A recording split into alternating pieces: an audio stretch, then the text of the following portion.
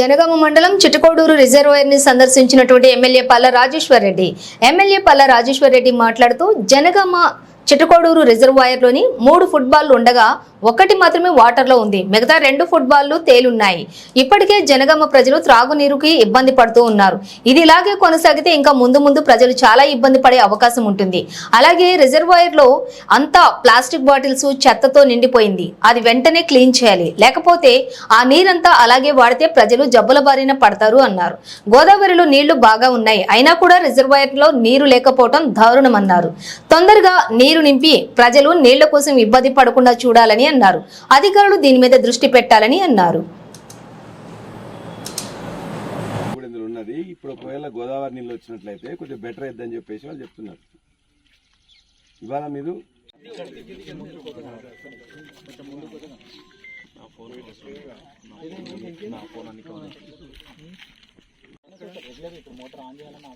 అక్కడికే పోతారు, అక్కడ పోయి ఆన్ చేయాలి.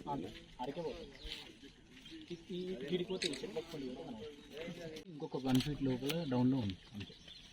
దీనికి 1 ఫీట్ కింద ఒకటి ఉంటుంది. ఇప్పుడు వాటర్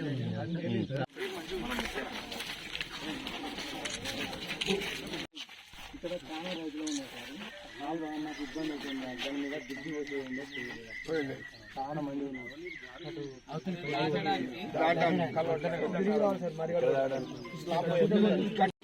మంచినీళ్ళు ఇచ్చే చీటకోడు రిజర్వాయర్ లో మొత్తం నీటి తగ్గిపోయింది. దరిదాపుగా ఇవాళ 25 నుండి 30% మాత్రమే నీళ్లున్నాయి. ఇక్కడ నుండి తీసుకుపోయే ఏదైతే కింద ఫుట్బాల్స్ ఉంటాయో 3 ఫుట్బాల్స్ ఉంటాయి. అందులో ఏ సమయంలో కూడా 2 ఫుట్బాల్స్ ద్వారా నీళ్లను డ్రా చేయాల్సి ఉంటుంది.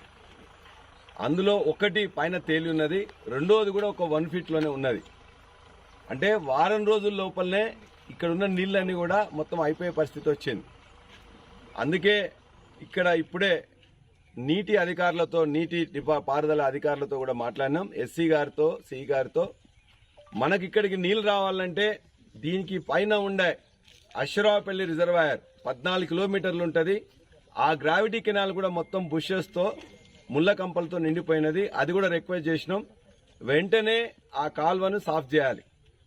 రెండోది అశ్వరావుపల్లి రిజర్వాయర్ ని నింపాలి. అంటే దానిపైన ఆర్ఎస్ గన్పూర్ నిండాలి.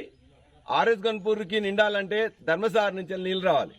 ధర్మసాగర్కి నీళ్లు రావాలంటే పైన సమ్మక్క సారక్క బ్యారేజ్ దగ్గర నుంచి గోదావరిలో నీళ్లున్నాయి, కావలసినంత కరెంట్ ఉన్నది, హైడల్ కరెంటు కూడా వస్తున్నది. అయినా కూడా ఇప్పటిదాకా 2 నెలలు అయినా కూడా వర్షాకాలంలో ఇవాళ నీళ్లు ఇటు తపాస్పల్లి, గండిరామారానికి కూడా నీళ్లు పోవట్లే. రెండోది తాగునీళ్ళకు కూడా ఇలా నీటి లేని పరిస్థితి. ఒకవైపున తాగునీటికి కటకట వచ్చే పరిస్థితి వచ్చింది జనగామలో. రెండోది ఇక్కడుండే మొత్తం కూడా రిజర్వాయర్ కనబోయిన కూడా కానీ, లేకపోతే బొమ్మకల్లు కానీ ఈ రిజర్వాయర్లు కూడా నీళ్ళు లేకపోవడం వల్ల 40% కూడా ఇవాళ పంటలు నార్లు వేసుకోలే, నార్లన్నీ ముదిరిపోతున్నాయి.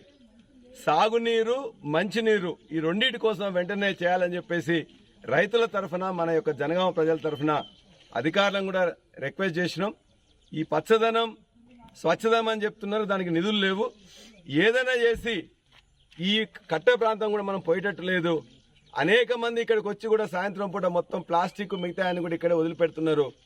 కాబట్టి దీన్ని సాఫ్ చేసుకోవడం, కట్టని చెత్తంతా సాఫ్ చేసుకోవడం, నీళ్ళని మెరుగుపరచుకోవడం, తద్వారా మొత్తం కూడా జనగామ ప్రజలకు అట్లీస్ట్ వారం రోజుల తర్వాత అయినా ఇప్పుడున్న దానికంటే కొద్దిగా మంచినీళ్ళు రావాలనే ఉద్దేశంతో అధికారులను కూడా రిక్వెస్ట్ చేస్తే వాళ్ళందరూ వచ్చిండ్రు.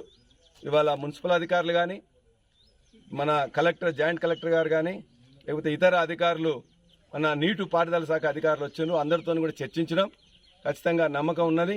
వారం రోజుల లోపల ఇప్పుడున్న దానికంటే ఖచ్చితంగా ఆ 2వ ఫుట్బాల్ తేలే లోపలనే అశ్వరాపల్లి నుంచి నీళ్లు తెచ్చే విధంగా కృషి చేస్తామని చెప్పేసి కూడా అధికారులు మాట ఇచ్చిండ్రు.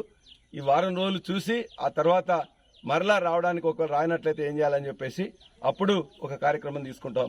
ఖచ్చితంగా మరొకసారి మీ ద్వారా కూడా 3 అధికారులకి, నీటి పారుదల అధికారులకి, మున్సిపల్ అధికారులకి, అదేవిధంగా కలెక్టర్ గారికి కూడా, మన అడిషనల్ కలెక్టర్ గారు కూడా విజ్ఞప్తి చేస్తున్నాం.